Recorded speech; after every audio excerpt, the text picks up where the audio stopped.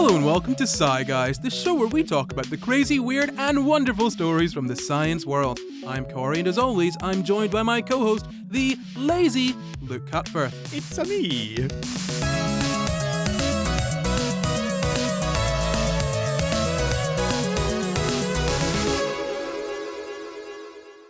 This week we're talking about Nintendo's and Nintendon'ts, but first we have a wee review. Please read it. I Why will am I read still it. speaking like Mario? I don't know. Please read it. This is from Spotify. It's less a review and more a comment. It says, I take BuzzFeed quizzes.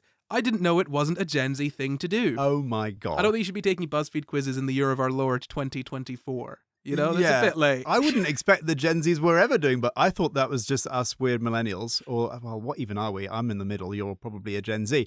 But I'm technically a Gen Z, like a little cusp boy, yeah. I think I'm a cuspy on the other side. But So maybe you're we can reach fine. over the wall and kiss. You're fine in being millennials. Oh my god, what did you just say? Nothing. But I don't identify with the millennials. That's the thing. Really? I don't identify with the Gen Zs, but I also don't identify with the millennials. Do you identify with any humans? Yeah. As a group? Yeah, like my friends. A group of humans, not your friend group that you've chosen to be around. No comment. Yeah, I don't know. I feel like I was a millennial for my whole life until there were enough Gen Z for them to be like, oh, you're Gen Z now. And I don't want to be with them. They've claimed you like it's a bunch of zombies pulling you away from the window that you're trying to get back in through. It's like, no, I was doing the lolcats and the Ermagirds all back. No, let me in with you. Let me in with you guys. You were an early internet kid, so I think we can claim you in the millennial camp because you were early to it. So you were like an adult earlier than you ought to have been. So you're a trans millennial. Jesus Christ, Luke. Okay, so before we start the show, should probably ask a question. But before I ask that question, let me tell you how to answer it. Now, if you're on YouTube, get down to the comments. If you're on Apple or Spotify, I don't really know what to do. Spotify, you get down to the comments. If you're on Apple, here is what you do. Create a video game, but like the best video game in the world. Ratchet and Clank. Okay. Or better than that. Not possible. Or anything else. Make that video game, okay? And now what I want you to do is that when I input the Konami code, up, down, yeah. Yeah, wow. That's definitely a millennial reference. The Gen Z are not. Yeah, they're not coming for you anymore. They've let go. They've run away. Gross. They're being sick. Oh, we've got to clean that up. And they don't automatically do it on every single game they pick up ever because maybe it'll do something. I don't do that though. Because no, I don't do it either. I'm not a millennial. I don't identify with you. You're older than me now. So you, thank you. So you put in the Konami code, right? And when the Konami code is put in, yeah, I want the answer to your question to be revealed. So the question for you to answer is, what is the last video game you played and why do you play video games? My last video game I played was called It Takes Two. Oh! I played it with Evan. Yeah, same. And why do I play video games? Generally to relax and or to like spend time with friends or... I don't do any of those things when I play games. I was going to say because I'm high. But maybe I shouldn't say that. Luke did not say that.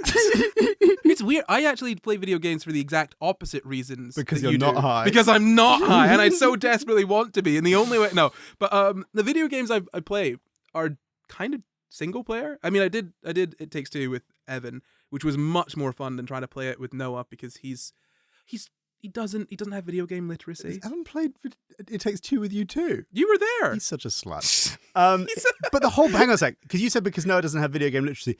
That's the whole point of It Takes Two is to like sort of you play with somebody, generally your partner, if your partner doesn't have video game literacy, and you learn video game literacy together because it teaches you all the major like types of game. I don't like waiting for ages because so the way that Noah plays games like that he doesn't problem, understand. Buddy. Yeah, it's a me problem. I know the way that Noah plays games he's never played before is he just runs at it and does what he wants to do by brute force until the game lets him. Trying to honestly watching him play The Last of Us for the first time. There was one point where like the zombies, the whatever they're called. Yeah. The Last Walkers. of Us. No, that's that's The Walking Dead. Whoopsie. Yeah, the Lasters, I guess, if we're following that naming convention. Sure. They were at like across the room, like the other side of the map, and he consistently was pulling out his shotgun and just blasting.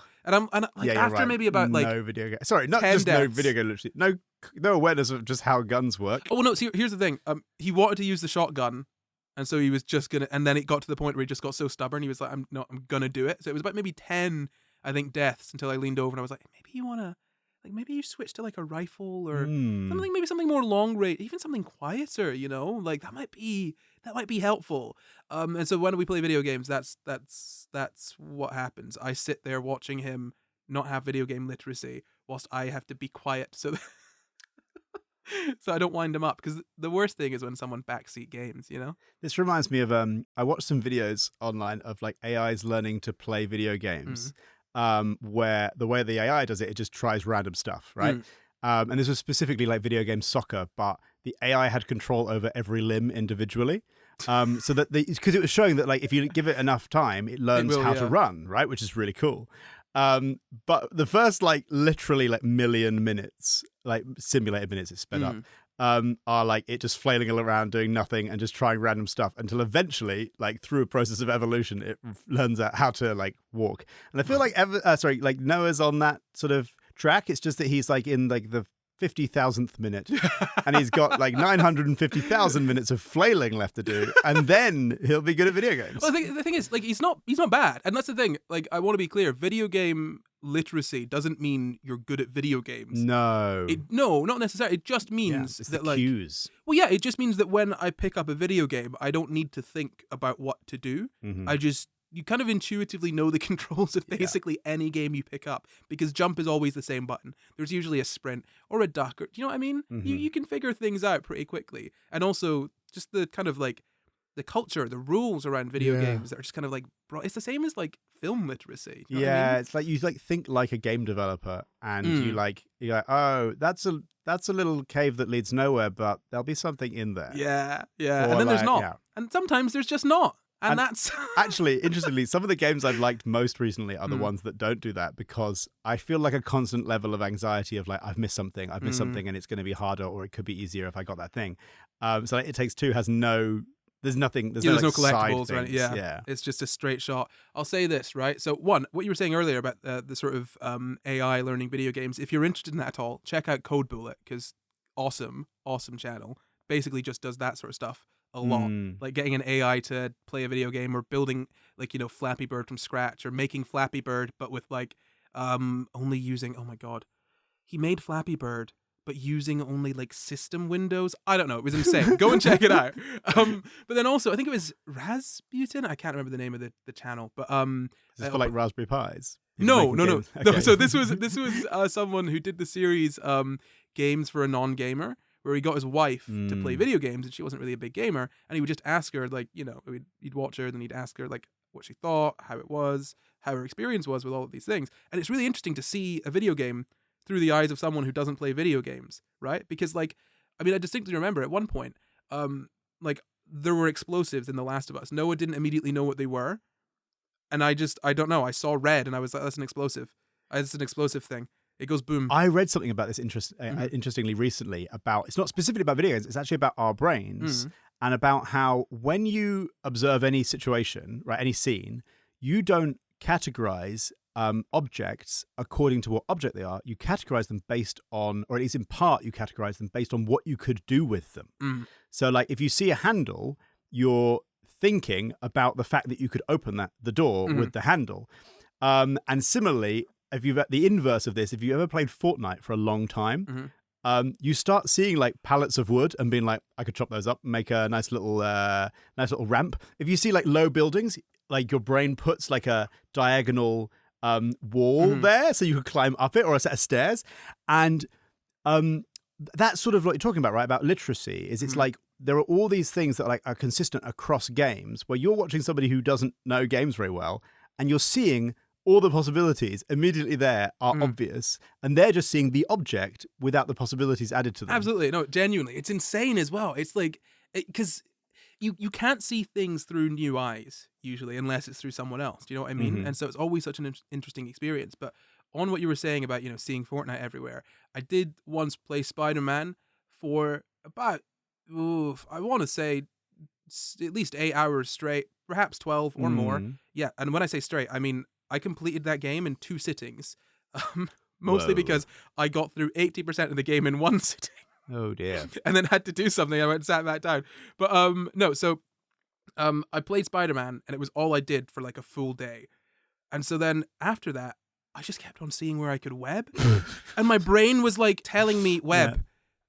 And I kept on having to like catch myself and be like, I'm not Spider-Man. I did it when my this. baby was born. I played Spider-Man loads because my wife was going to bed and the baby was sleeping on me, and I was letting my wife sleep.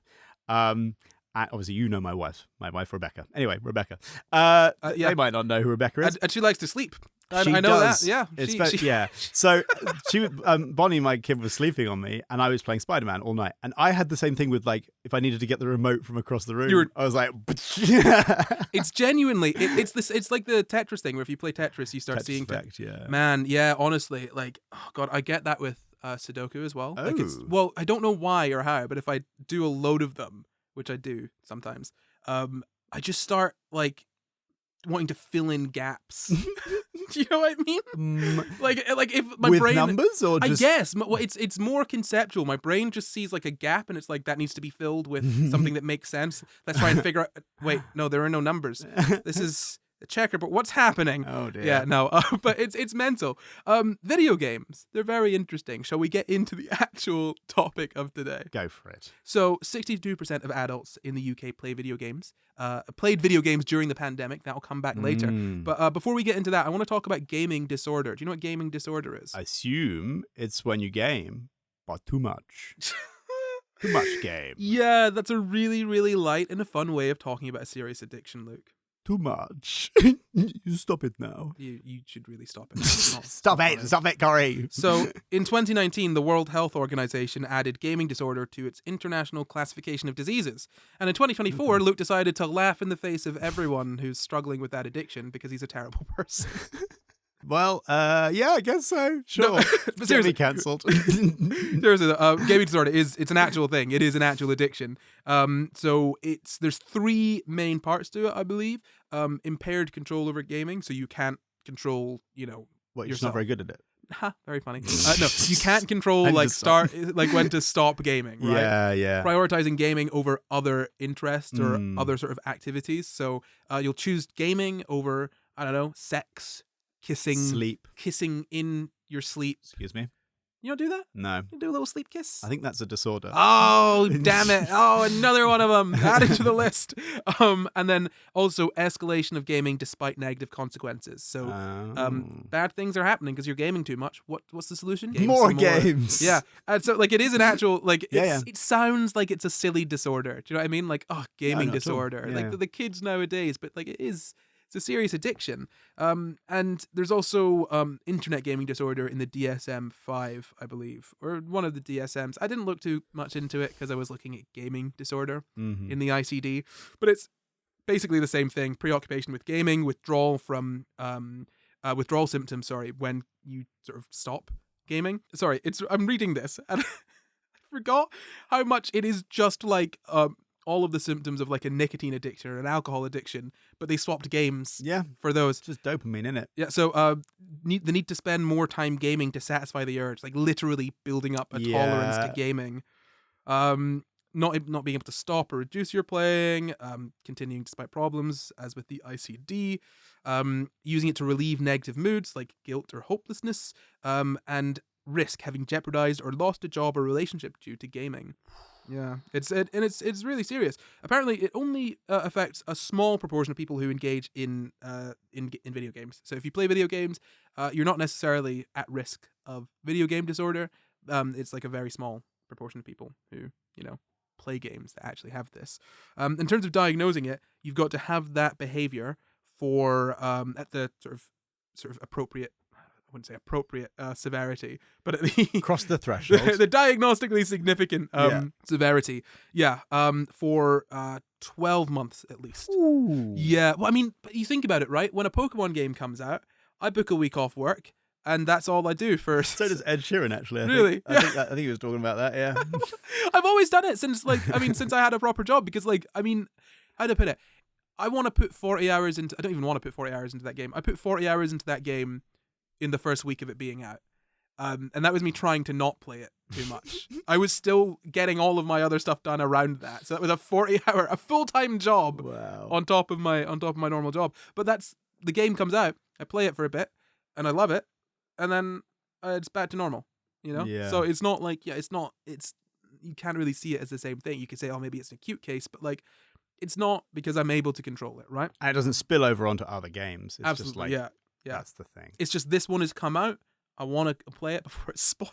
Yeah. I'm not even joking. I have to avoid the internet when a Pokemon game comes out. Otherwise, everything is said. So it wouldn't be something like that. You've got to have the sort of persistent, severe sort of behavior that affects your life for at least 12 months.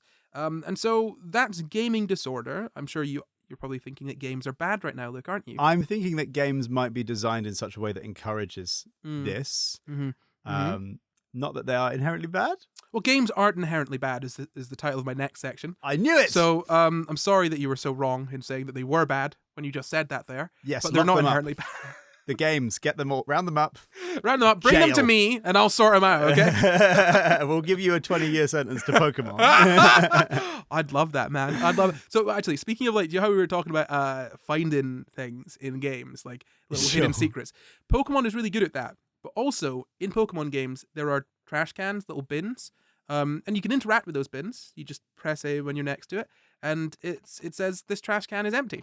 And it says that for literally every single one in the game across like every generation, except for I think about 4 times. That's so. Oh my god, that's like the thing with the pigeons where they just keep pressing the button because they can't predict when they're going to get the reward. But to the extreme, every of single time I see one, compulsively pressing bins. Basically every single interior has one, and so you walk up to it, there's nothing in this. Of course, there's nothing in it. There's never anything in it. There's been something in it like 4 times outside of a gym challenge. Anyway, not the point. But games aren't inherently bad. So a professor at the Oxford Internet Institute, he's the director of research. His name is Andrew Bilski. PRZBYLSKI. I think the P is probably silent. My P is never silent. I've got a very powerful stream. Heavy piss. Like heavy water. It's just full. I do have a friend with really heavy piss, actually. Really? Yeah, like the heaviest piss. Like the loudest piss. At one point, I was worried about my own piss because his piss was so heavy. You have such a weak stream in comparison. You were worried there was something. I sometimes have a very powerful flow, but it's only when it's like, if it's powerful, I'm like, I'm going to be here for like a couple minutes, you know? A couple minutes? Just emptying the tank. I've got a big bladder. What the hell? I pee maybe like once a day, like a maybe rhino. twice. Excuse me whilst I evacuate. I'm going to need a couple of weeks off work. Hey, yeah, Pokemon and Pokemon. That's well, it's the second week off I take off for pissing, but actually... No, so Andrew, I wish I'd looked up how to pronounce his surname, but just honestly, Andy, yeah, Professor Andy. I hope he's cool, but he's a professor who studies video games and he's and called whatnot. Andrew. So as I said, Professor Andy from the Oxford Internet Institute, he has said the following. As far as I can tell, there's no quantitative scientific evidence that there's anything special at games that causes any form of psychological harm. There's a wide range of activities or behaviors that you can do to excess, whether it's eating or exercising, that actually have arguably much stronger evidence bases. If you have somebody who is suffering and gaming is part of that, I have to say that like any passion, it's part of what a client is presenting as their life and their perspective and their experience. And so I think probably the best way to think about games right now is to think about them like any other hobby and use that as a way for the therapist to engage a client. It's interesting because I remember reading once a book about flow state, right? And flow state has a very specific definition. You probably know what flow state is, but the specific definition is something along the lines of like, you're doing a task, you know how to do it. It's like just on the level of difficulty where it's a challenge to you, but you're capable of doing it. And you have constant and or immediate feedback to know how you're doing, right? So, like, if you think about that, like, I play tennis, and that gets me in a flow state because I know whether I'm doing well. I'm quite good at tennis, but I'm sometimes play against people who are slightly better than me. And I fulfill all those criteria. Would you like the 6 factors? Yeah, go for it. So it's intense and focused concentration on the present moment, merging of action and awareness, a loss of reflective self-consciousness. Oh, thank thank God. Oh, don't miss that. Why do you think I play tennis? I don't want to think anymore. I'm free. A sense of personal control or agency over the situation or activity. So you can't be on like a roller coaster. You can't get on a flow state in a roller coaster unless you're, I don't know, playing tennis on a roller Oblivion. coaster. So a distortion of temporal experience as one's subjective experience of time is altered. Experience of the activity as intrinsically rewarding, also referred to as the autotelic experience. That's flow. That's lovely, but that's not what we were talking about.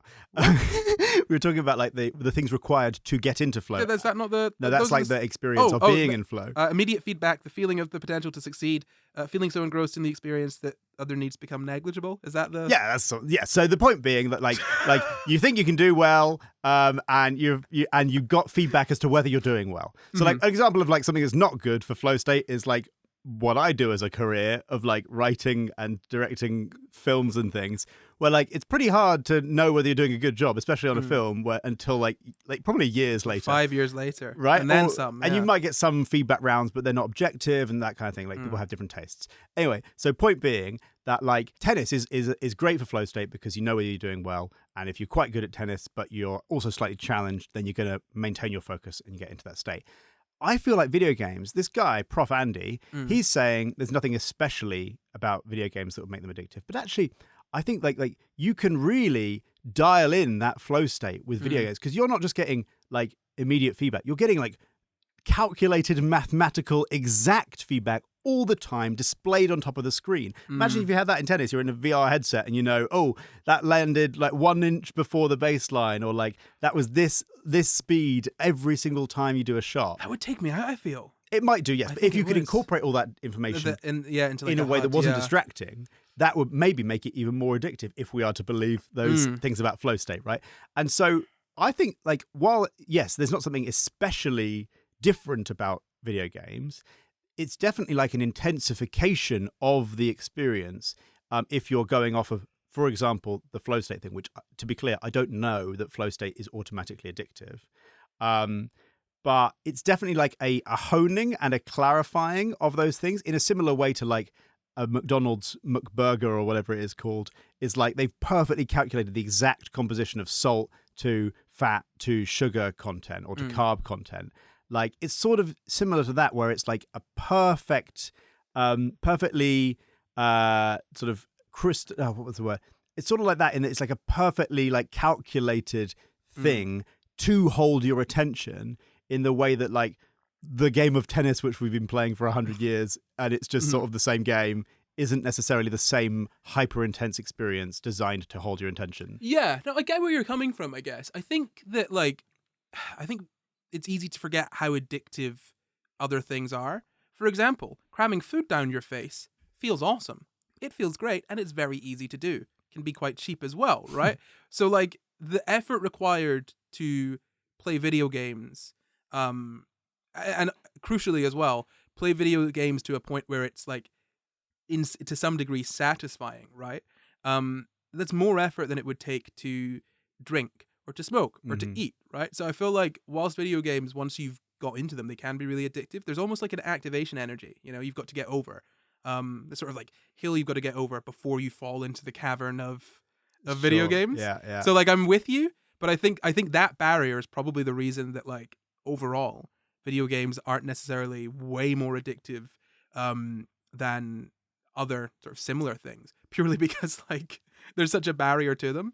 But yeah, no, absolutely. Like, I mean, actually getting into a game, it is made to make you feel good, right? Yeah. It's almost designed to like hotwire your brain and be like, dopamine, feel good. And it could even respond to what makes you specifically more addicted. Because like McDonald's doesn't change the burger to specifically suit your appetite for salt. No matter how many letters I send them. Honestly, I'm getting annoyed at this point. Ronald has not responded to my messages.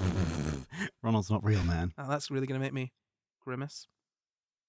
Because Grimace is a character of the Ronald McDonald crew. Do you not know the... Okay, you're far too involved in the Ronald McDonald universe. You know the Hamburglar, Mayor No. McCheese? I've never gone beyond Ronald McDonald and his Really? children's charity. You don't know Grimace? No. Is he Wow. like the one that looks kind of like a little sort of clamshell thing? He's a purple.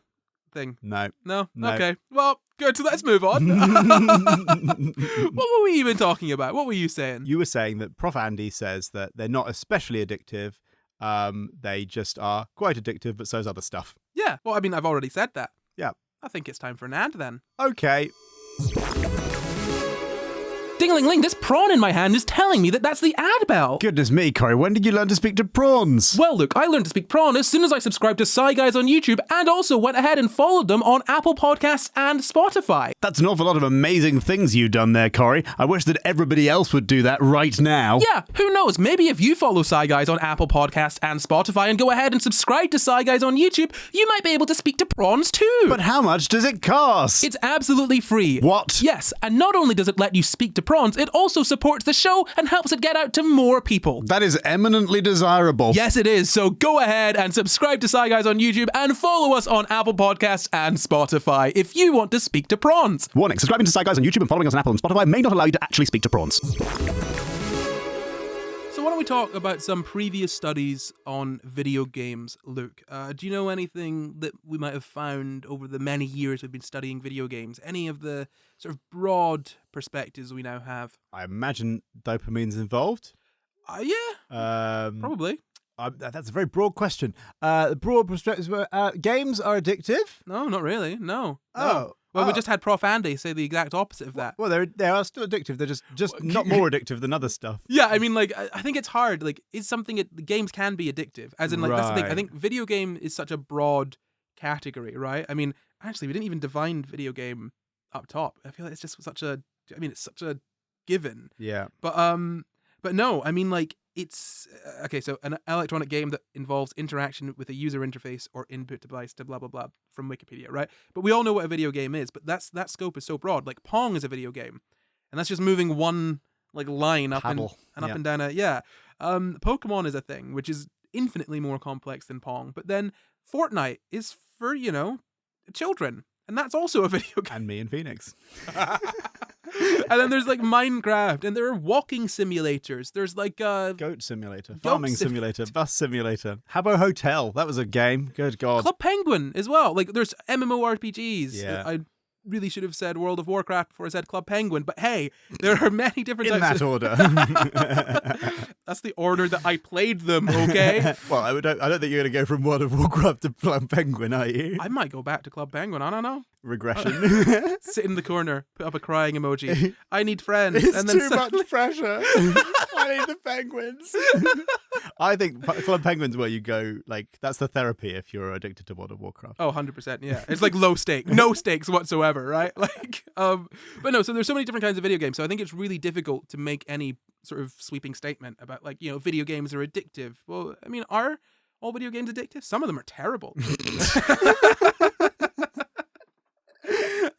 No, but yeah, video games, they can be addictive, but again, as I said, not necessarily more so than anything else. But if we look at the sort of history of video game studies, a lot of them were looking at aggression and violence in relation to video games. Like what do you think the outcome? Grand Theft Auto and whether it like causes kids to be violent. I'm pretty sure the outcome is like no. Yeah. Which is nice to know. Yeah. Yeah, it's a big game. From what we can see right now, there is no solid evidence that there's a link between aggression, violence, and video game usage. Playing Grand Theft Auto isn't going to make you a more violent person necessarily. But this was really big around the sort of 2000s, or early 2000s, I guess late 90s as well. The whole sort of culture war. Back when it was simpler, Our culture wars weren't like, what is a woman? And God, Kamala Harris is lying about being black until right now or something. Or, which of these two old men do you want to run the biggest the most powerful country in the world? None of them. The culture war we had back then was video games make your boy angry and fight. I love the idea of some parents coming out and being like, my son's a dick now since playing Grand Theft Auto. And then the researcher's like, no, your son was always a dick. And he's played Grand Theft Auto. Oh gosh! I think that's the relationship, right? You've got the causal relationship round the wrong way round. It's not playing Grand Theft Auto that makes you a dick. It's being a dick that makes you want to play Grand Theft Auto. Right? Like, Yeah. no, I'm joking there. I'm joking. But there have been tons and tons of studies on this. The ones kind of in the early 2000s were kind of showed a bit of a connection between violence and video games, but then basically every sort of study since then has kind of said it's probably not the case. So it's probably that culture war sort of element that kind of infested the science there. It's probably like as well, like if you, for example, did a study on Call of Duty playing online and whether that makes you more aggressive, you may find initially, it makes you more aggressive. For example, I don't know that's true. I'm not quoting any evidence, right? And it may, but it also may be that like actually, like I have a friend called Ian who's really lovely. He listens to the show. So hi, Ian. Hi, Ian. I'm bringing you up on the podcast. Wow, what a meta moment for you. And he was talking about how like he's really lovely and he's really calm, and we play tennis together. He was talking about that to you. He was like, "Look, I am really lovely. I am really calm, and as you know, we play tennis together." God, I can't stand Ian. And he's lovely when we play those sports. Like, but then when he goes to five-a-side football, he comes home and such a grump, and he's such a dick, and he's so angry, and he's so like, I haven't observed this firsthand. So do you live together? This is not my description of him. He gets home angry, crawls into bed. Look, I am so mad. Let me tell you all about myself. And I cuddle him to sleep. No, but like it just changes him, right? And it's that sort of like macho, testosterone-driven aggression and that kind of thing. And it might just be that like actually, even if you found in the data that Call of Duty does that, it might also be that like doing an activity with a bunch of your friends and sort of riling each other up, regardless of the medium, is what's like riling you up and making you aggressive and making you competitive. It's not video games especially doing that. It's just being around men. Yeah. I mean, here's an alternative sort of view, because I love that one. What if actually screaming slurs at 12-year-olds on Call of Duty lobbies is a waste of your life? What is actually a way of reducing aggression by taking it out on children. Right, so you go to the doctors, you're like, doctor, I'm having anger management issues. And they're like, oh, okay, let me write you a prescription. Oh, let me read my prescription. Go and shout slurs at 12-year-olds? Tell 12-year-olds you'll f their mothers on a Call of Duty game and then teabag them. Yeah. Also, if you hear a woman's voice, feel free to say every slur for women under the sun. It's not only allowed, it is encouraged. Oh. Please don't. If you've never been to a Call of Duty lobby, don't go to one. They're horrible places. I was just thinking what a lovely SCI GUYS out of context that is.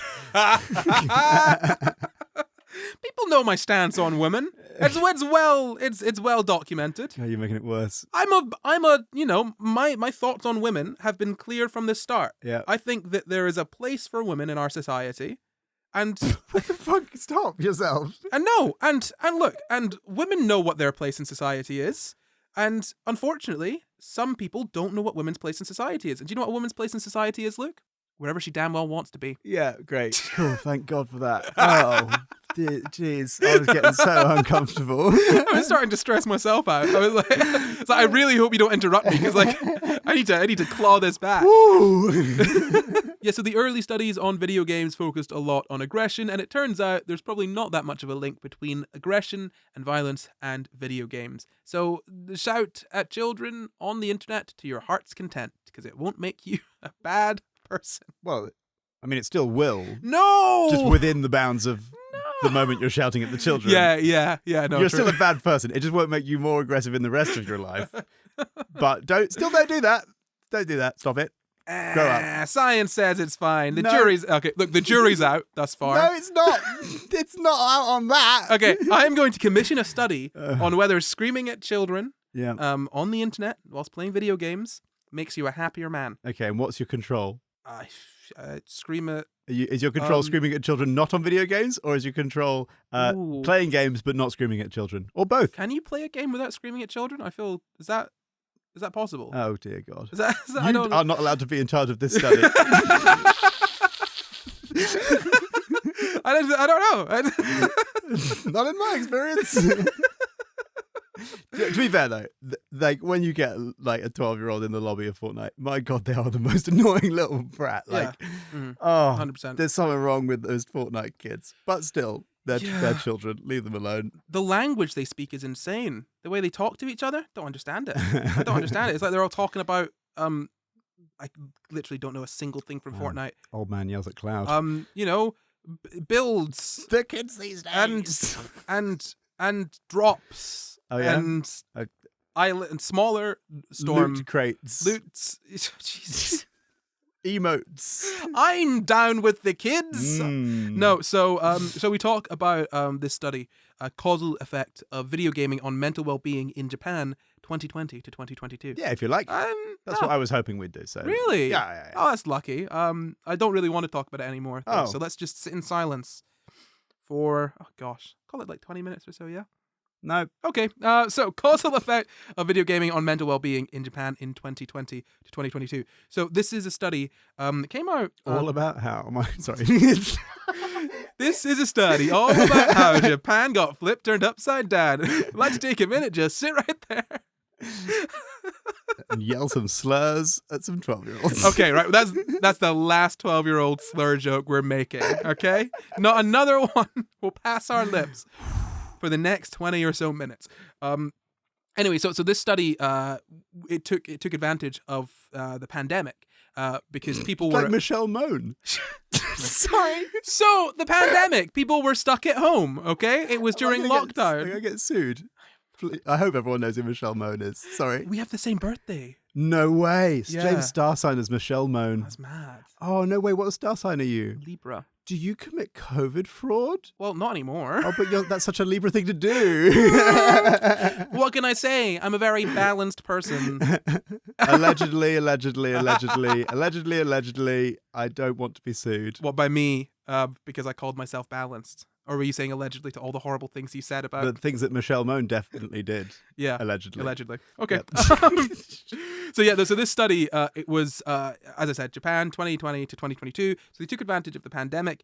Basically, they were like, okay, cool. So people are going to be at home. They're going to be playing games. We could study this rather than sort of trying to study people in a lab. Because when you want to study someone's mental health whilst playing video games, in a lab setting, it kind of adds in a whole bunch of variables that wouldn't really be there if they were at home. One, for example, they're not on their comfy sofa. 2, they don't have their comfy little dog to sit upon. 3, they don't have any children to scream slurs. Wow. Going back, rolling back your own rule. I wanted to, okay? So how do we separate as for the control that they're not just addicted to their comfy sofa? It's true. We don't. We'll move past that, and I'm just going to read out this quote. So, the widespread use of video games has raised concerns about their potential negative impact on mental well-being. Nevertheless, the empirical evidence supporting this notion is largely based on correlational studies, warranting further investigation into the causal relationship. Basically, people think video games negatively affect your mental health. But there aren't many studies that actually show a proper causal link where it's like you give video game, make your mental health worse. There's not really many of those.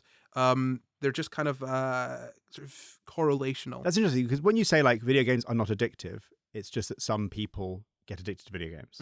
Mm-hmm. In the sense like I think the distinction is like if the average person smoked tobacco, they're going to get addicted to tobacco because of some chemical response, right? Yeah. Whereas, like you might not get addicted to other things, right? But you're saying video games affect your mental health. Does that mean that like that's? I'm not saying that video games affect your mental health. Oh, okay. I'm saying that there's concerns about video games affecting your mental health, but the studies don't actually show a causal relationship. Snip. No. Okay. No. Snip. Just me look silly. Was that you asking for another circumcision? Look, I told Another you. circumcision? You only get the one. You only get the I one. want to be down to the nub. All you have is nub, okay?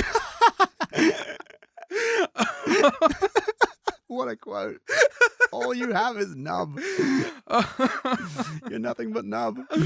Okay, so... Me to the 12-year-olds in the chat, sorry. Jesus. All you have is nub. So, between 2020 to 2022, these scientists, as I said, they wanted to have a look into video games. So, do you remember back during the pandemic, as I said, 2020 to 2022? Got those dates in your head? Yep. What was it like trying to get a PlayStation 5 or a Nintendo Switch? Good God, yeah. Well, there was a global chip shortage as well as being massive demand for video games. Which really sucked because I'd love nothing more than playing video games and having a big greasy bag of chips. Shut up. Oh, not that kind of chip? No? No, silicone chips. Having a big bag of Lay's potato chips. Closer, still not quite there. Are they not made of silicone? It was a big bag of the shavings off the corner of some material. Oh, like a chips. Like wood chips, yeah. Like a chip of the old block. Yeah. See, what I really... Pieces of the old block. Ooh, there's no pieces of the old block left. Oh my god. See, I was thinking it was more the son of Mrs. Potts from from Beauty and the Beast. You know? This is going to be lost on me. Just a bunch of chips. Oh, no. Stop yourself. Chip pots. Anyway, so, PlayStations, Nintendos, Nintendo Switch. That's what we used to call them back in the day. Old man. We used to call them Nintendos. Get off the Nintendo. I was too young to call it that. But no. So, PlayStation 5s and Nintendo Switches were in short supply because of chips or something. God knows. Who cares about that? Thank you for that tidbit, Luke. Yeah. Basically, they started doing sort of lotteries to get a PlayStation 5 or Nintendo Switch in Japan because it was just the fairest way to allocate the sort of really sort of short stock. I mean, I remember Noah wanted to order a friend of the pod, fifth SCI guy, no offense, wanted to get a Nintendo Switch and ended up having to get like the smaller, the one that you can't detach the Joy-Cons from. Yeah. Switch Lite or something. Switch Lite or something. Yeah. Because it was the easiest one to get, and it would have been like over a month of lockdown with nothing. The Switch that you can't switch. Yeah. The whole point of the Switch. Well, I mean, look, put it this way, right? If you're stuck at home, you want a Switch that's super portable in case you want to walk from your bedroom to the living room, to the kitchen, to your bedroom again, and repeat that every single day for as long as the lockdown lasts. Yeah. I love that routine. No, but so they did these sort of lotteries, and so what they did was they spoke to, I want to say 8,192 people. Wow. And I want to say that because it is correct. So they surveyed 8,192 people from the ages of 10 to 69. No way. Yeah. Oh, meme lords, these scientists. Oh, come on, obviously, right? And so 8,000 people who had entered that sort of raffle lottery for the consoles. Now, not all of them got the consoles, of course. So about a quarter of the respondents were from the age of 10 to 25 years old. 39% were between 45 and 69 years old. 21% were students, 10% were unemployed, 39% were full-time employees, and over a third of the participants were hardcore gamers. Hardcore gamers playing the Nintendo Switch. No, or the PlayStation 5. Oh, well, the PlayStation. Okay. Yeah. Nothing wrong with it. I love my Nintendo Switch, but I don't consider it like a hardcore gaming device. Yeah, Nintendo is like specifically sort of marketed itself to casuals, which is one, why we both have one, and two, why they consistently perform better than any of the other video game companies. I'm really sorry, that's not why I have one. No, that's not why you have one? I have one because they gave me one. Sorry. Yeah. You want to say that with your whole chest? I just thought it was really funny. You want to look to camera and tell everyone what you just said. I think they heard. Yeah, I don't know. Maybe they want to look you in the eyes. I said I have one because they gave me one, which I just thought was really Nintendo. I just thought it was really funny. Did he not give you two? Yeah. Over the course of a few years, they gave me the first one. It wasn't two all at once. They gave me the first one, and they were like, "We've made a new one. You want another one?" I was like, "Yeah." Sorry, I sound like such a prick now. I just thought it was funny. Thought it was funny. I'm not trying to show off. I know I'm very lucky. I got sent 2 Nintendo Switches. I'm not trying to show off. Guys, no. I'm very lucky. It was just very funny. Fair enough. God, I wish Nintendo... Actually, to be honest, if Nintendo sent me every Pokemon game that came out ever, it would save me so much. It would genuinely change my life. Anyway, so... they looked at all of these people, about 8,000 of them. 35% were hardcore gamers, 20% were core gamers, and apparently the sort of time they spent playing the games was related to the sort of type of game that they preferred, or sort of not the type of game they preferred, the sort of gaming style they preferred, whether they were hardcore gamers or not hardcore gamers, right? So hardcore gamers spent more than an hour and a half per day playing video games, which is a ton, right? Well, an hour and a half per day, I suppose, playing video games for an hour and a half isn't a crazy amount of time on an Mm. isolated day. But per day. But per day, consistently every day, I suppose. Yeah, that does start getting a bit. Yeah, I mean, it's rough. Like, I mean, even Pokemon, like you talk about competitive Pokemon games, right? Like, you have to invest a lot of time into that. But even when I'm doing it, like, not when the game has just come out, but when like this sort of competitive scene is settled down, like playing that for a few hours in a night is about all I can do. I can maybe do it for a few hours for a couple nights in a row. Yeah, and then I need to take a break. You start feeling a bit. Yeah. Well, because it just like you hate yourself. Well, no, it infects my mind. It's all I can think about is just like these weird magical animals that don't exist, and the best way to destroy the other person's. He's there. He's looking at you. Yeah. When I'm doing competitive Pokemon, Bulbasaur is my first. Is this why I keep losing? Oh. Yeah, it's probably you're a team of a single Bulbasaur. I only know about 3, and he's one of them. Yeah. You want to name the other 2? Charizard. Okay. Well, I mean, obviously Pikachu, but that doesn't count. That's a freebie. Yeah. Squidgy? No, that's not Jesus one. Christ, no. Squishy? No. There's like a pink one. Oh. There's a pink one. Yeah, I was about to say there's a water one, but that's just Bulbasaur again. What? Bulbasaur is not what? He's not water? Bulb. Oh, he's a flower. But he squirts water, doesn't he? No. No? What does he squirt? Flowers? There's a different Pokemon that squirts water. It's a turtle. Tortoise. Turtles. That squirts water. Squirtle. Yeah. Squirtle. There you go. Here we go. Look at that. Well, I knew 4 in the end. Christ, barely. Skin of your teeth. Don't forget Squeegee. Squeegee and Scroogey. So yeah. Basically, if you're a hardcore gamer, you're going to spend more time playing games. That's pretty obvious. And so they also answered questions about their gaming habits in general, and then other questions to kind of get at their mental health, basically looking at sort of the psychological distress they had going on. And the results were pretty interesting. So console ownership apparently reduced psychological distress and improved life satisfaction by 0.1 to 0.6 standard deviations. So not an insanely huge amount, but like noticeable enough that they've mentioned there is a decrease in psychological distress among people who specifically want one. Who want a console? Yeah. Yeah. Well, not across all people. Yeah, no, it's not like, oh, here's a console, granddad. Stop being depressed. My depression is cured.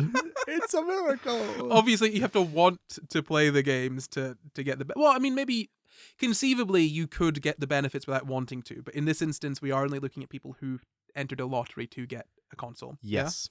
Yeah? Yes. Cool. Good. It's just it's like not a very representative sample. Well, I think arguably most all of the people who play video games want to play video games, so it's probably quite a representative sample of video game players. Yes. If you want games and you get one, you'll be less sad. Probably. Yeah. Yeah, probably. But no, so it was more than that as well. So they looked at sort of whether you were playing on a Switch or a PS5, and how sort of effects they had. They used this sort of machine learning algorithm to figure some stuff out. I'm not going to pretend I understand what they did. I'm just going to read out what they said about their results. Great. Okay. So yeah, apparently the impact of owning a PS5 was more prominent among males, whereas the effect of having a Switch was the same for both genders, which makes sense, doesn't it? Although there was a slight skew towards females when it comes to the Switch in terms of like the positive effects of having a Switch. Right? This feels like it's been paid for by big game. Wait, so you're saying that the effect, when you say the effect was bigger for PS5, that you say the effect of like how much like your improved like mental health is from having a PS5. Yeah, so for men, the PS5 had a bigger impact compared to the Switch for men. That's interesting because that sounds like if you were marketing a PS5, then that sounds like, but it's also like I think of people who play games, the PS5 wanters are like more hardcore and more identified with being gamers, or more likely to be identified with being gamers, and more interested in gaming than like the person who wants to play the new Animal Crossing or which is again like a weird cultural thing, because Animal Crossing is as gamey a game. I would argue Animal Crossing is more of a game than a lot of the sort of like, you know, AAA sort of first person, third person shooters that just get rolled out every year. Animal Crossing is more of a game than FIFA is a game. I'll say that. I think if you play FIFA, I don't think you're a gamer. Every other game is fine, you're a gamer, but FIFA. Yeah, it's interesting because actually, like, it's like you were saying at the top that like so many things can be considered a game, whereas actually the underlying mechanics of something like Animal Crossing which is like calm. You're collecting things. Mm. You're upkeeping something that doesn't like tend into like disorder, and there's no real pressure. Versus, like, there's no you like. clearly not tried to short turnip sales. Luke. My point is, there's no like moment to moment pressure. Yeah, It's not about like maintaining focus and pressing buttons in the right order and stuff like that. Versus something like Call of Duty or even FIFA, they're not even really in the same category, other than the fact that you use them visually with a bunch of buttons. They're like a totally different thing. One's an adrenaline based hyper focus thing, and one's just like wholesome collecting. Yeah, and there's so many other games in between. But it's funny that sort of the games that women tend to like more are viewed as less sort of gamer games. You're a casual if you only play, Animal Crossing and that on the Switch. But like, are you? No, I think you're as much a gamer as anyone else if you play video games, But again, owning a PS5 had a bigger impact, a more significant impact among males than the Switch did among males, and then also I guess the PS5 did amongst females, which is quite interesting. Switch ownership was similar for both genders, so maybe slightly, as I said, skewing towards females, but yeah, which makes sense. I mean, with the Nintendo marketing, it's like there is no gender. Switch is non-binary. The Switch is non-binary, and it's modular as well. You could switch out to whatever colors you want. You can. PlayStation 5 is very gender affirming. The PlayStation 5 is gender affirming, is it? How so? Tell me. Explain that one. I just made that up. I mean, like, I don't know. If you look at the shape of it, it kind of looks like Zorg from Toy Story. Oh, Zurg. Zurg, sorry, yeah. Yeah. It's like big upper chest, smaller hips. I suppose it's sort of a masculine shape. I don't know, I'm making stuff up. Yeah, well, don't worry. I've got more for you here. Oh, and it's powerful. Yeah. Ooh, big and strong. Ooh. Strong, powerful. Big graphics. The graphics were fine. Well, no, actually, PS2 was maybe PS3 graphics. That's it. That's fine. Any more than that, I don't know. Do you need more? I don't know. There's some really, really beautiful I know there were PlayStation some 5 really, games really where you're just like, oh my goodness. No, it is true. That is true. No, it is fantastic. But back to this. So the PS5 was also the effect of that was also more significant in households that didn't have kids or full-time employees. Yeah. So if you're childless or not full-time employed, you're probably gonna have a stronger. The PS5 had a stronger impact, and that wasn't seen with the Switch either, right? So while the PS5 had a stronger impact on the well-being of houses without children, that was not the case for the Switch, which again makes sense, right? Like a PS5, you can almost see it as a kind of like, almost like not a younger, how to put it? The Switch is more of a family system, right? Like, yes. Kids will have a Switch, the parents can play with the Switch, you can pick it up and take it where you want. A PlayStation 5 stays in one place, and like really only like one or two people can use it at a time. It's a single man's pursuit. Yeah. I mean, look, put it this way. If you've got a PlayStation 5 with children now, they're going to be fighting over it all the time, forever, until the end of time. I mean, they'll fight over the Switch as well. Yeah, but it's easier to get two Switches than it is to get a PlayStation 5, two PlayStation 5s. Sure. You know what I mean? A lot of like Nintendo Switch games are also like geared towards like family play, and also a lot of like games where the difficulty is like elastic based on the ability of the player. So like you're playing Mario Kart, if you're in first, you're getting blue shelled. If you're in eighth, you're getting bullet billed. It's like a sort of communist redistribution system. It's about fun. Yeah, it's about it is fun. about like skill and sort of competition, skill-based competition, right? Yeah, and I'm sure that exists across the board, but like absolutely, a lot of Nintendo's efforts are towards like that sort of wholesome, inclusive gaming. Yeah, and I mean, don't get me wrong. There's still there's a competitive Smash Brothers scene. There's a competitive Pokemon scene that's massive. I mean, so like it's not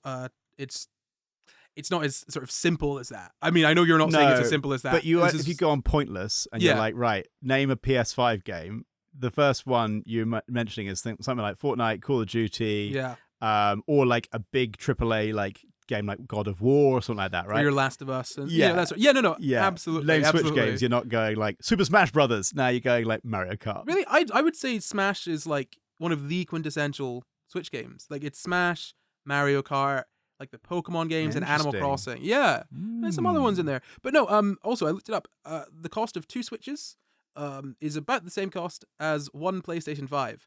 Don't forget, you also need to get another controller with your PlayStation, because sometimes they only come with one, and the controllers cost an insane amount now. About 60 quid, yeah. Yeah. And the PlayStation doesn't have a screen. Oh yeah, doesn't have a screen Need to either. add a screen. It doesn't even have a bloody screen.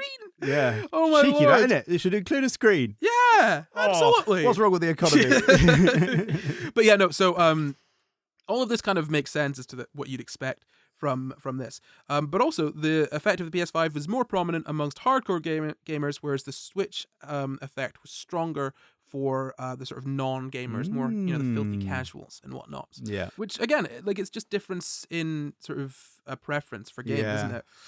Now. So the very next sentence in my notes says, this disparity could be attributed to the differences between the nature of the two devices. So yeah, it's literally, the Switch is built and marketed for something different than the PlayStation 5, so you'd expect to see them have slightly different effects on slightly different demographics. You know, it mentions in the paper that the Switch is played in person with family or friends, which is sort of more, I guess, family friendly, whereas a typical PS5 game is tailored to the hardcore gamer and intended to be played alone in a room, which, yeah, absolutely. We have a PlayStation 5 in our living room, and neither of us living here enjoy it all that much when the other person is playing it. Yeah. Because it just dominates the space. Yeah. You know? But yeah, so that's where that comes from. And they also then go on to say that it's really important to have more research, because whilst this is a good sort of first study, there are a lot of sort of I wouldn't say issues with it, but there are a lot of things to bear in mind with it. You know, it was done over the pandemic, so already people have mental health is all over the place a lot of the time. Absolutely. They can't see their friends, they can't touch grass. No, yeah, absolutely. And they also mention the fact that a PS5 could cause more arguments because it's like very sort of single player focused in a lot of cases. And so whilst playing it might have positive impacts, the disagreements you have with your family over the PlayStation might negate that, sort of things like that, you know? But they also go on to say that if, sort of policymakers are looking at this research, that they should really think about how this affects different age groups differently, because adolescents can be impacted sort of positively by this, right? So that, think of video games as being bad for kids, but actually it turns out that video games might have a positive impact on mental health, which makes sense, right? Because they're not, like, some video games are just terrible nonsense, like it just brain rot, right? Made to just get you in, pay as much money as possible, and then just continue making sort of like microtransactions, right? The new FIFA. Oh, really? Oh god, if Really? you've not seen it, it's like loot crates. I think it's the new one. There's definitely been loads of scandals about FIFA where it's just basically gambling, where you pay money and you don't know what you're buying, and it just randomizes. It's just children gambling for virtual items in FIFA. Like, it's grim. There was a thing back a few years ago. It's been going on for a few years where like YouTubers were just advertising loot crates, which is just gambling for children. Yeah. Well, I'll be honest with you. I think loot crates in games are more damaging than violence in games. I would much rather have a kid of mine play, like, I don't know, a Grand Theft Auto than have them play like a game that gets them addicted to gambling. You know what I mean? By the way, it might be called loot crates. I might have got the terminology wrong, but basically it's like you pay. It's a loot crate. Yeah. Oh, either that or Loot Crate is a subscription service. Loot boxes. Right, yeah. Oh my we don't know anything about video games. You don't know anything about video games. I'm a hardcore gamer, and I know everything about video games. And you've got Google right there. No. Yes. No. What does it say on your screen now, Corey? I actually closed the Google page. Well, Luke, aren't you a so... sneaky little bugger? No, when you said Loot Crate, I was like, that sounds right, but I can't put my finger on why. It's because, it's that subscription service. Yeah. But no, you were saying about loot boxes and children gambling. Yeah, I mean, it's just a bit of scandal. I mean, going back a few years, and I think still ongoing, of like games that implement this digital item you buy where you don't know what you're buying, and it's like not a small amount of money, like $20 or something sometimes, and then there's like a small chance you get something good, and most of the time you get something rubbish. And then there were like YouTubers promoting this and like doing videos of them getting the best loot crate, and they're like, oh my god! Did it and also it's turn out just some of it was gambling for rigged kids. as well? Sorry, some of it was rigged. Right? Yeah, I mean, look, anytime you have a gambling machine that's digital, it can easily be be rigged. So 100%. Wouldn't surprise. Yeah, I mean, but this research, man, it was really interesting to read. I want to see more stuff sort of like this, looking into the effects of video games. I mean, as I said, 62% of adults in the UK played video games during the pandemic. So the fact that this did happen during the pandemic might have affected the data somewhat, because more people were playing video games. There was absolutely nothing else to do for a lot of people. So there were less ways that video gaming could impact, your sort of life. There wasn't much you could do outside. So, it might have been that sort of, in that instance, that sort of global phenomenon, playing video games was really beneficial to people's mental health, but that might not, hold true after the pandemic. And it also might be that like video games is like providing an outlet for something that actually you might be better off getting a different way. So like, for example, there's that joke of like men will not call each other, but they'll sit in the lobby of Call of Duty talking for hours talking about something because of like whatever reason you want to put that, but like men not feeling that they can just be emotionally vulnerable or whatever. And that's lovely. It's like lovely that they have an outlet that's like, okay, they're actually socializing and they're making friends and stuff, but like there might be more effective ways of making friends, and there might be different effects to seeing friends in real life rather than just like hearing them on a headset on your games console. I also thought it was interesting. We've talked about this a couple of times, but obviously the different types of games, they could have very vastly different effects on mental health. I know that I read something a while ago about video games, one of the most addictive form of video games being a video game where the central premise is very easy to grasp and seems easy in principle, but then in practice it's really difficult. So this is what Flappy Bird did. Oh, you just got to bounce and get past the posts, right? Easy in principle, in practice really hard. Same with Fortnite. Just got to survive to the last one out of 100, like the format of the what's it called? Battle Royale, right? That's incredibly addictive, and it's incredibly addictive for the like, oh, just one more game, just one more game, and just keep going because it's like Mario though. Do you know what I mean? Like you can in Mario you can run, jump, and maybe throw a fireball, right? But like once you die in a level, you go back to the start and just keep on going through it until you've figured out the whole thing. Yes, but at least there's like a natural. I think there's more of a progression, more of a natural break in progression. Whereas with Fortnite, you're just playing the same thing over and over again, and the premise is really simple. It's not like you've got a new level, so there's now some like novelty there. Yeah, fair. And natural points of breaking where it's like you finished this world. I'm sorry, I played Mario quite a bit recently. No, I get. Whereas Fortnite is the same thing over and over again, and it seems really simple, and you just go one more game and you go on forever, and it's hard to get out of that loop. It's like those Temple Run games, or I guess it would be Subway Surfers now. God, Gen Z. Oh, that's the thing where they do the split screen thing on TikTok. It's what they do to make people pay attention to stuff. But the sort of games where it's just like infinite running, and you swipe to either side to dodge stuff. Maybe you can jump. Simple premise, yeah, and like it's so easy. If you fail, you're like, no, okay, I'll just again. Yeah, you're so right, man. And like I'm glad you brought up the sort of different sort of genres of games, because this survey, they didn't sort of it didn't look into the genre of games itself, which would be really interesting, right? Because you can't say that Candy Crush is necessarily going to have the same effect on you as God of War, or Love that game. Ghost of Tsushima. Why did I choose the hardest one to say? I've never even played it. Anything like that. Like they're all going to be really different. It literally says here, playing a co-op game, Fortnite introduces an element of teamwork and collaboration as opposed to a solo experience. For example, Dark Souls. Jesus Christ. Dark Souls, mate. Jeez, that's not a chill, relaxing experience. But yeah. So the social element during the pandemic could have altered things, as we mentioned as well. But the fact that they only did PlayStation 5 and Switch, and there are so many other platforms, in my notes, I've got Xbox, PC, mobile, VR, especially because PC gamers. So this, I've got, there's a Josh McGiff who it works at the University of Limerick. He's done a sort of breakdown on some of the limitations of the studies, what's good about it, all that sort of stuff. Obviously, all going to be linked below. But he mentions that hardcore gamers really prefer the PC. Yeah.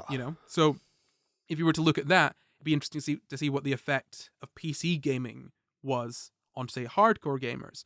But it also doesn't consider long-term gaming exposure, I guess. And it doesn't exist. It doesn't address any sort of pre-existing habits as well. So there are a lot of limitations to this, but it is, it is still like a decent, interesting paper. It's just one of those cases where this is kind of like the first sort of paper, and we just want a lot more, So Yeah. that is the paper on how video games affect your mental health. Turns out it might be good, but crucially, we don't know that yet. We can't say it. I've seen some headlines going about being like, science says video games are good for you.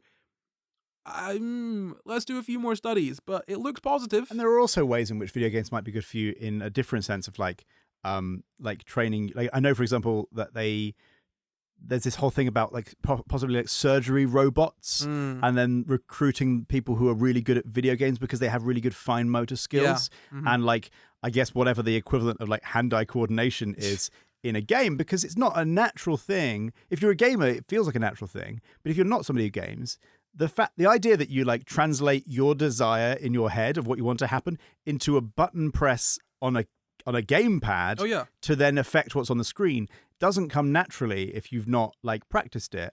And like that might be a really interesting skill to be able to like translate your thoughts into a different type of medium to then affect something on the screen. That might be a really valuable skill. It might aid it. It's the kind of thing you could imagine being like, oh, we've discovered that's actually quite good for dementia or something like that. I was about to say, I was like, puzzle games like or something being used to help dementia patients, or like walking simulators and stuff like that, to help people feel like they're getting out when they're not able to. Look at Pokemon Go, man. Look at what that did. The amount of people that Pokemon got Go outside of the house. was lovely. Brilliant summer, wasn't it? The summer of Pokemon Go. It felt like, I remember, it felt like they brought it to real life. We were all addicts. I mean, I didn't care about Pokemon. This is the thing. I played Pokemon Go loads, and I didn't play about Pokemon. I just care about Pokemon. I just liked seeing friends, going out in the sun, and like I was definitely addicted to the collectible aspect, but I didn't mind. I wasn't fighting the addiction because I knew it was getting me outside and getting me out in the sun and seeing friends, and I liked that, right? And seeing landmarks as well. That was another sort of element that I don't think people talk about enough when it comes to Pokemon Go, was that initially the Pokestops were mostly sort of like cool little landmarks, around my home city.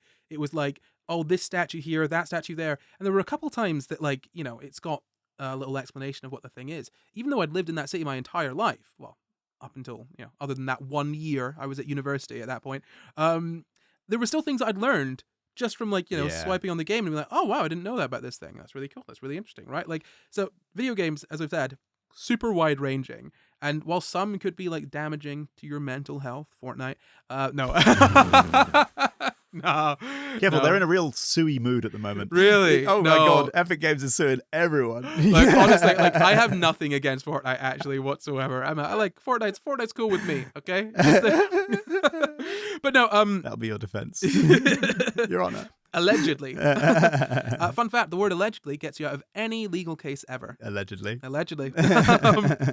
But yeah, no, so video games are wide-ranging, and from this paper, it looks like there might be a positive impact on mental health. Obviously, more studies need to be done. Don't go away from this thinking that, playing video games for hours on end is going to make you happier, because you could obviously fall into a video gaming addiction, video game disorder. But yeah, I was really chuffed with this little paper. It was very interesting, and that's all we've got. There's just one more thing to do. It's the quickfire quiz. Dun dun dun dun. Oh, addiction to video games edition. So the rules for the quickfire quiz are the same as always. I'll ask one question. That's one question between you and the audience. The first person to answer the question after finish asking wins. What do they win, Luke? A loot crate. They win a loot crate. A loot box, not a loot crate. A loot box. Not a loot. Oh my god. You don't know what's going to be inside of him until you open it. I meant more that like I'm in the box, not that I am the box. Oh, I assumed you were the box. Anyway, so the question for you is, when did the study take place? Oh, 2021.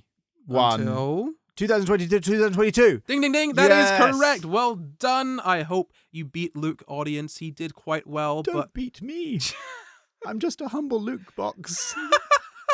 Well, that is all from us, but before we go, we'd like to thank all of our patrons with an extra special thank you to executive producers Glitch Rabbit and Rev Lunar, and thank you for watching. You can find the full references for this episode down in the description. Subscribe for new episodes every Sunday, and why not leave us a nice wee comment? You can support the pod at patreon.com/SCI Guys, or you can find and contact us at SCI Guys Pod on Twitter, Facebook, Instagram, YouTube, and SCI Guys on TikTok too. Or you can send us an email at sciguyspod@gmail.com. That's sciguyspod@gmail.com. Sciguyspod @gmail.com. You can follow me at NotCorey everywhere. You can follow me at Luke Cupforth everywhere. Bye. Get out of here. Press B to buy. buy. Unlock. To interact. Special features, Easter egg. Boop, boop. Boop, boop, I've boop. always thought of you as an NPC. It's a really mean thing to say. Goodbye.